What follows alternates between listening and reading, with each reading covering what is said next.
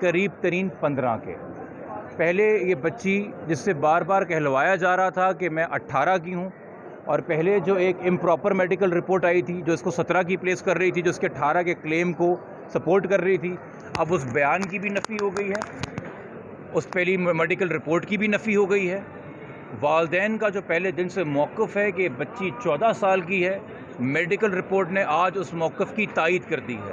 یہ ہم سب جانتے ہیں کہ میڈیکل رپورٹ آپ کو 1 سے 2 سال کی رینج دیتی ہے، تو 14 سال کی بچی 15 سال کی رپورٹ میں بتائی جا رہی ہے، یہ بہت معقول بات ہے۔ اور چونکہ 15 سال کی ہے اور انڈر 16 ہے، تو آپ کے توسط سے میں سندھ پولیس سے بھی مخاطب ہوں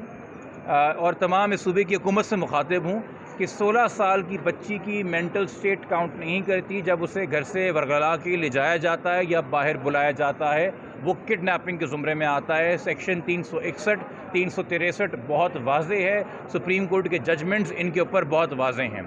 16 سال کی بچی کا سے کم عمر کی بچی کا نکاح آپ سندھ میں کریں یا پنجاب میں کریں، دونوں صورتوں کے اندر کرائم ہے، اس میں قوانین بہت واضح ہیں۔ اور 16 سال سے کم عمر بچی کے ساتھ کسی بھی قسم کا جنسی رشتہ آپ قائم کریں گے، وہ سیویئر سیکشول اوفینسز کے اندر آتا ہے جس کی کوئی معافی نہیں ہے۔